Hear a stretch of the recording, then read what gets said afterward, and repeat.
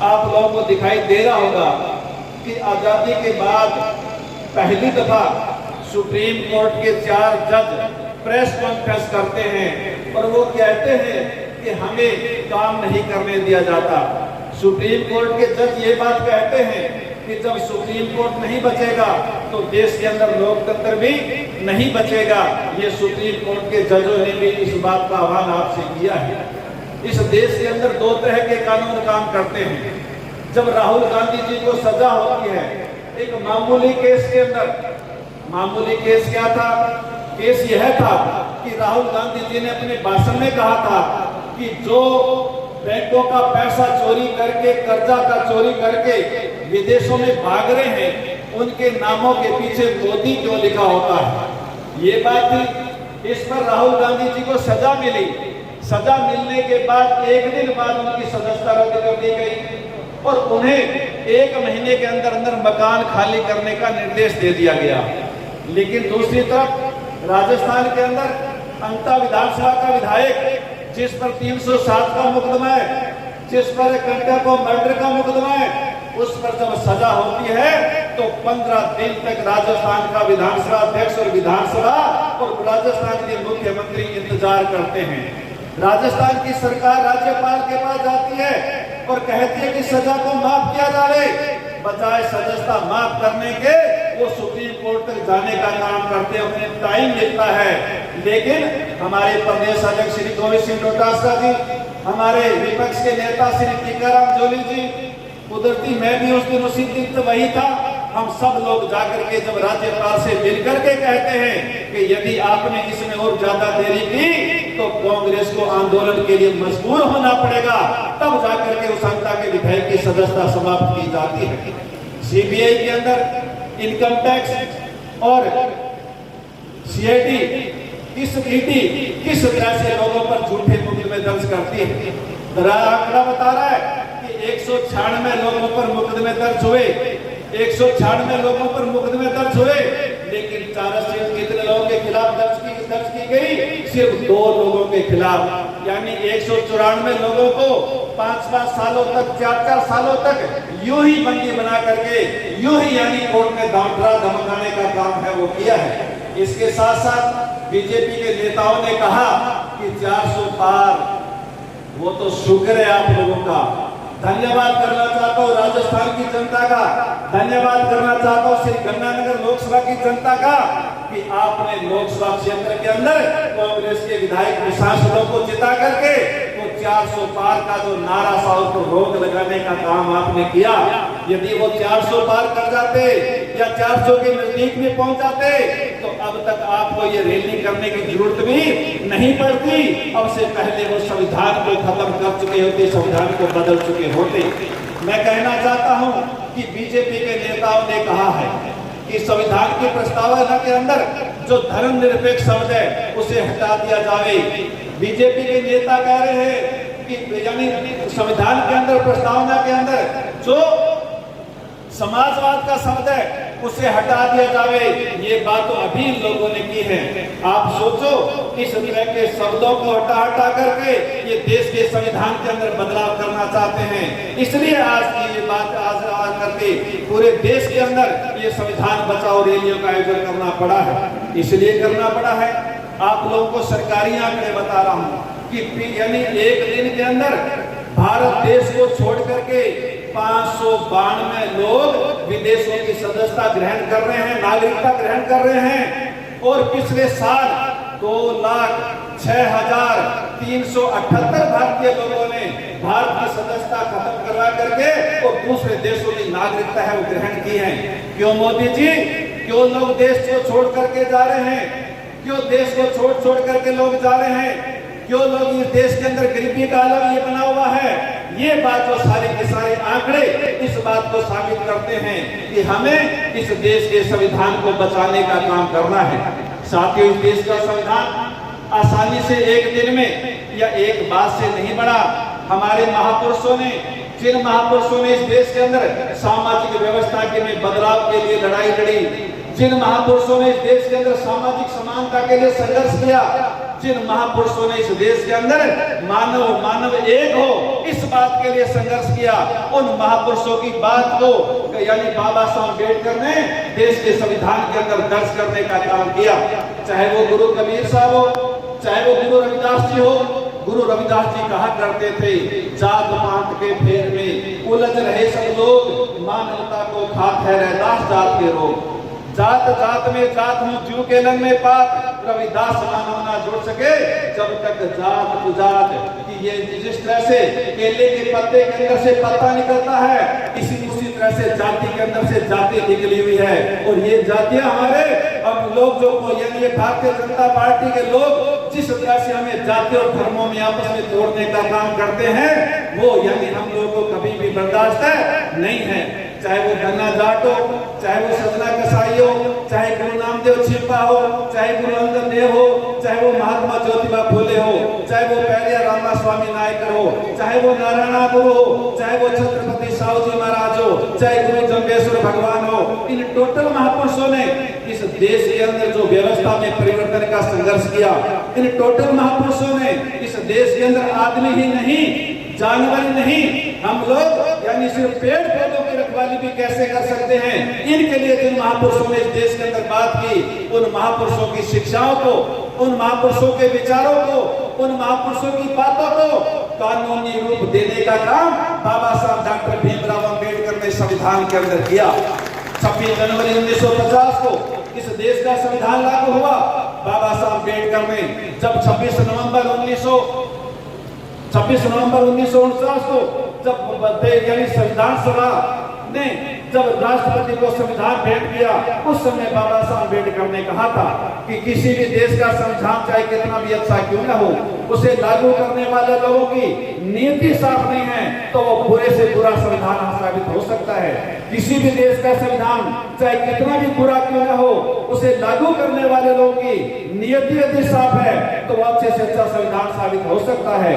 बाबा साहब अम्बेडकर की कही वो बात आज इस देश के अंदर साबित हो रही है। इस देश के संविधान को लागू करने वाले लोगों की नीयत साफ नहीं है, इसलिए आज इस देश के अंदर झूठे मुक्त में और बुरी तरह से लोगों को फंसाने का काम किया जा रहा है। किसी ने पूछा कि यानी कि 1950 से लेकर के 2014 तक 64 सालों के अंदर जिलाध्यक्ष जी इस देश के अंदर डॉलर का रेट कितना हुआ? 1 रुपए से लेकर के 58 रुपए तक। 2014 से लेकर के 2025 तक 11 सालों में डॉलर का रेट क्या हो गया? 86 रुपए 40 पैसे डॉलर का रेट है आज।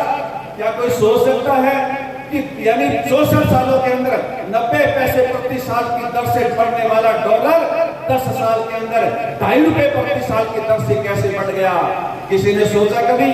डॉलर, महंगाई और सोना, ये तीनों चीजें एक साथ बढ़ती है। ये तीनों चीजें एक साथ बढ़ती है। महंगाई बढ़ रही है। जब चुनाव था 2014 का, तब तो बाबा रामदेव कहा करते थे, आपकी अदालत ने कहा आपको यदि 35 रुपए लीटर डीजल मिले, पेट्रोल मिले तो कैसा रहेगा? लोगों से हाँ भी भरवाई, लेकिन बाबा रामदेव जी अब आप 11 साल से कहां छुप गए? किसी को बताओ तो सही। 35 रुपए नहीं, 3 गुना पेट्रोल के दामों में आज ये लोग पेट्रोल खरीद करके है वो अपना पेट्रोल भरवाने का काम कर रहे हैं। इससे कर्जा तो यूं आ जाएगा, 15-15 लाख आपके खाते में आ जाएंगे। लेकिन अब सरकारी आंकड़े क्या कह रहे हैं? 19 स्विस बैंकों के अंदर पहले से 3 गुना यानी आपका यानी काला धन है वो बढ़ करके हो गया है 3 गुना। अब जो हिसाब लगाओ नहीं तो अब तो अपन जब 15 लाख मिला तो अब अपन 45 लाख मिलना चाहिए मोदी जी के कहे अनुसार। लेकिन साथियों झूठे बातों में आने की जरूरत नहीं। 700 किसानों ने शहीदी दी 3 काले कानूनों को लेकर के, लेकिन क्या बीजेपी का एक भी कोई नेता बोला? क्या बीजेपी के एक भी नेता ने कभी कहा, उन तक भी कहा अरे हमारे दुश्मन के घर में भी कभी ऐसी का कोई काया किसी हो जाती है तो हम लोग जाकर के कहते हैं कि ये बुरा हुआ मानो यो। लेकिन बीजेपी का एक भी नेता बोला नहीं है। कहां गया किसानों का एमएसपी? कहां गया किसानों की आय दुगनी? कहां गए किसानों के कर्जे माफी की बात? इस देश के अंदर मैं साथियों कहना चाहता हूँ, इस देश को कोई बचाने का काम कर सकता है, इस देश को संभालने का कोई काम कर सकता है और गरीब से गरीब तक योजनाओं का लाभ पहुंचे, इस बात को कोई करने का काम कर सकता है तो वो सिर्फ कांग्रेस पार्टी कर सकती है, राहुल गांधी कर सकते हैं, अशोक गहलोत, गोविंद सिंह डोटासरा कर सकते हैं। इसलिए साथियों हमारी जिम्मेदारी बनती है कि देश के अंदर और प्रदेश के अंदर जो हालात बने हुए हैं, इन हालातों को हम सबको समझना होगा और इन हालातों को समझ करके हम सब लोगों को जागरूक होने का काम भी हम लोगों को करना होगा। राजस्थान में क्या हालात है? 1.5 साल हो गया बीजेपी की सरकार बने हुए, सरकार सिवाय बातों के कुछ भी नहीं है। बिजली पानी दो जो जरूरी चीजें हैं वो भी आज तक ये हमें दे नहीं पाए हैं। और मैं तो यहाँ तक कहना चाहता हूँ, अब यानी पंचायत समिति की मीटिंग थी पिछले दिनों, पंचायत समिति की मीटिंग के अंदर इनको बिजली यानी पानी विभाग के पीएचडी को ये बात स्वीकार करनी पड़ी कि यदि 1 महीने तक मोटर वाइंडिंग हुई पड़ी रहती है, हमारे पास पैसा देने के लिए नहीं होता है, इसलिए हमें मोटर वाइंडिंग की हुई मोटर है वो नहीं मिलती है। आपके जो सॉकेट है यानी पानी लीकेज के जो सॉकेट है, जब हमारा यानी कार्यकर्ता या वहाँ जो काम करने वाला जो मजदूर है वो जब 10 सॉकेट मांगता है तो उसे 2 देते हैं, एक 2 काम चला लो बाकी बाद में देगा। ये हालात है इस यानी राजस्थान के अंदर सरकार की। और कानून व्यवस्था कैसे बिगड़ी हुई है, क्या इससे पहले आप लोगों ने देखा है लट्ठों से यानी मारते हुए के वीडियो आ रहे? क्या इससे पहले आप लोगों ने कभी देखा है? नहीं देखा। लेकिन ये कानून व्यवस्था भी राजस्थान प्रदेश के अंदर पूरी तरह से बिगड़ी हुई है। मैं साथियों धन्यवाद करना चाहता हूँ मेरी पूरी की पूरी टीम का कि सूरतगढ़ के अंदर जब बरसात हुई, जब अतिवृष्टि हुई, पानी भरा, तो मेरी पूरी की पूरी टीम वहां मोहल्लों में जाकर के और लोगों की सेवा करने में लगे हुए थी। बीजेपी को एक भी नेता देखे हुए थे गाड़ी के वहां बैठ के फोटो तो भले खिंचवाली हो है, लेकिन एक भी नेता किसी के घर जाकर के किसी के आंखों आंसू पहुंचने का काम नहीं किया। लेकिन कांग्रेस की पूरी टीम लग करके और मोहल्लों में जाकर के पानी निकलवाने से लेकर के और हर कार्य करने का काम है हमारे लोगों ने किया है। शहर में बात चल रही है डिजायर की नहीं चल रही है, लेकिन डिजायर करोगे हो तो बता दो भाई, डिजायर वो करे है कि कोई लाइनमैन हो तो भी वो ट्रांसफर करवा दियो बाहर में जा, कोई पटवारी हो तो भी वो ट्रांसफर करवा दिया कि तू फला जिले में जा, कोई वीडियो ग्राम सेवक था उसका ट्रांसफर करवा दिया कि तू इस सरपंच के पास नहीं तो उस सरपंच के पास काम कर। यदि और कोई छोटा कोई एएनएम सीएनएम थे तो उनके ट्रांसफर करवा दिए। अरे यदि आप लोगों ने डिजायर चलानी है तो डिजायर चला करके तो एक आधा विकास का काम तो सूरतगढ़ के लिए लेकर के आओ, आपको पता चले डिजायर किसकी चल रही है। नहीं तो मैं कहता हूँ डिजायर किसकी चल रही है, आपका उप जिला अस्पताल कौन लेकर के आया? विधानसभा के अंदर बोला, सुना कि नहीं सुना आप लोगों ने? विधानसभा के अंदर बोला, लिख करके दिया, यानी सूरतगढ़ के अंदर उप जिला अस्पताल आया, सूरतगढ़ के अंदर बहुउद्देशीय पशु चिकित्सालय आया। बोलो ना किसकी डिजायर पर आया, कोई कहे तो सही। सूरतगढ़ के अंदर और यानी आपके पशु चिकित्सालयों को करवाने का काम किया, लेकिन मैंने कभी किस छोटे मोटे कर्मचारियों के ट्रांसफर के लिए डिजायर का काम नहीं किया। मैं तो भवन सिंह भाटी के मंत्री थे सरकार में, मैं भी मंत्री था, भवन सिंह भाटी रोजाना मेरे साथ रहते थे।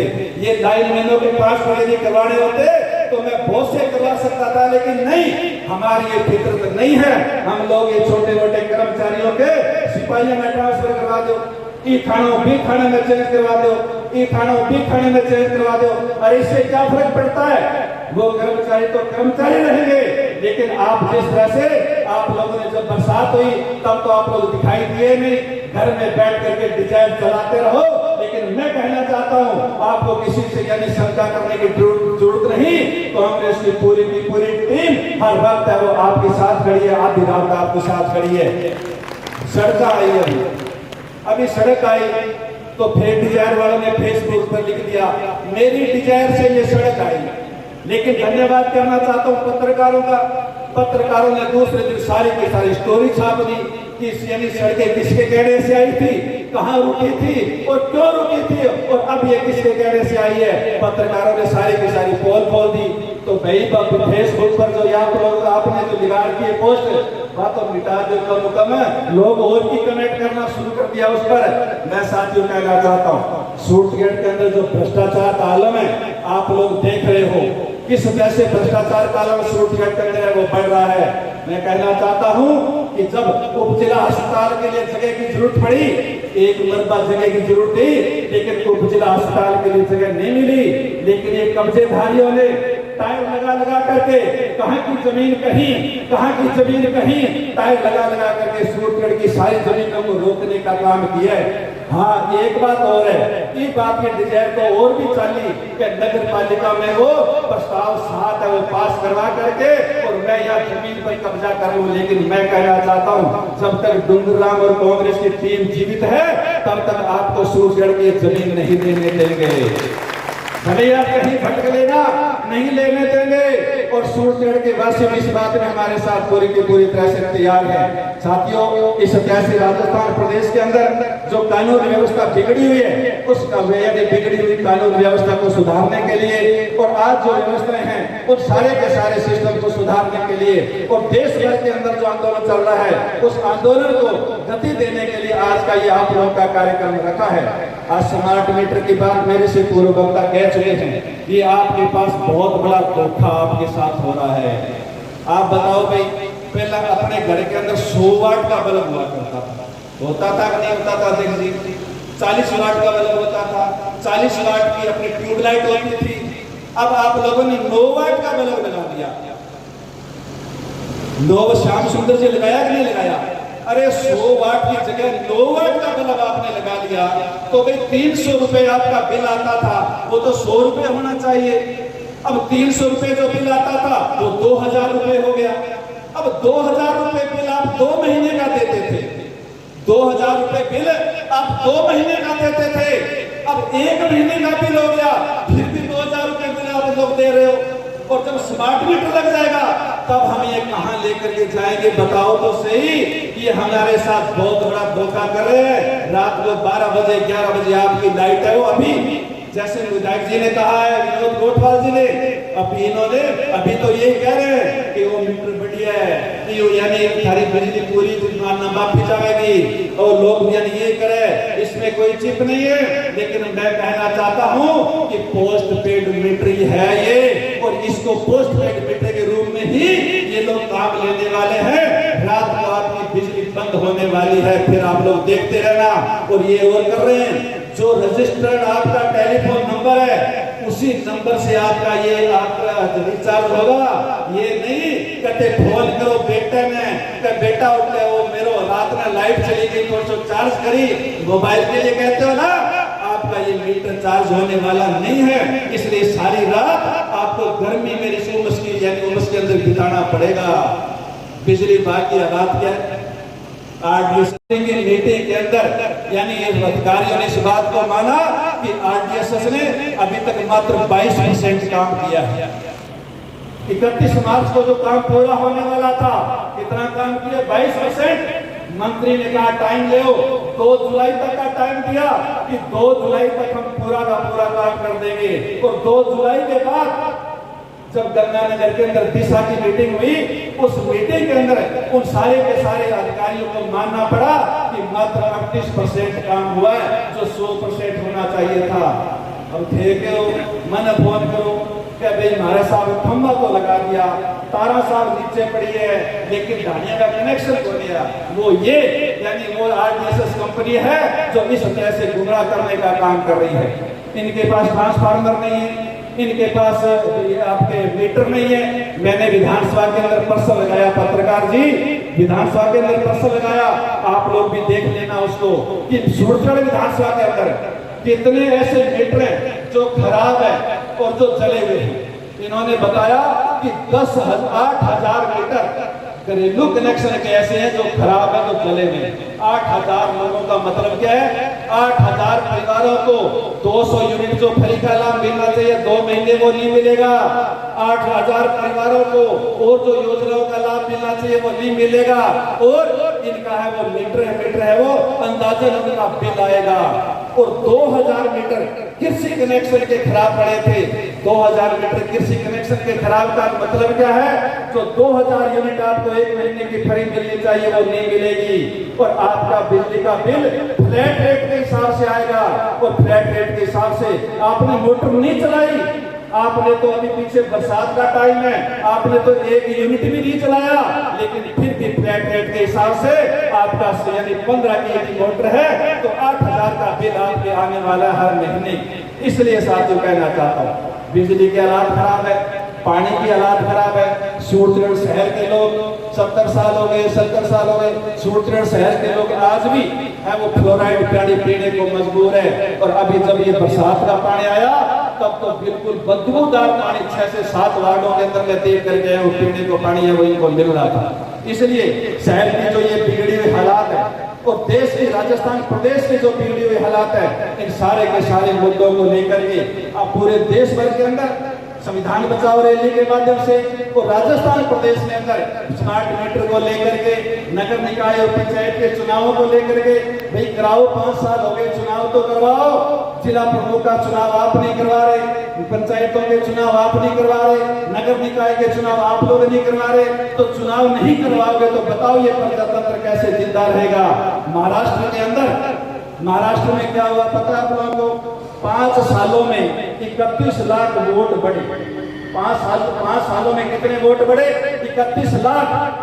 और 5 महीनों में वोट बढ़ाए 41 लाख, तब जाकर के जीते हैं। एक जो यानी बिल्डिंग थी नहीं, बहुमंजिला जो बिल्डिंगें बनी हुई थी, उनके अंदर 2-2 हजार वोट इन लोगों ने बना दिए, झूठे वोट बना दिए, और उन वोटों के माध्यम से इन लोगों ने है वो उस चुनाव जीतने का काम किया है।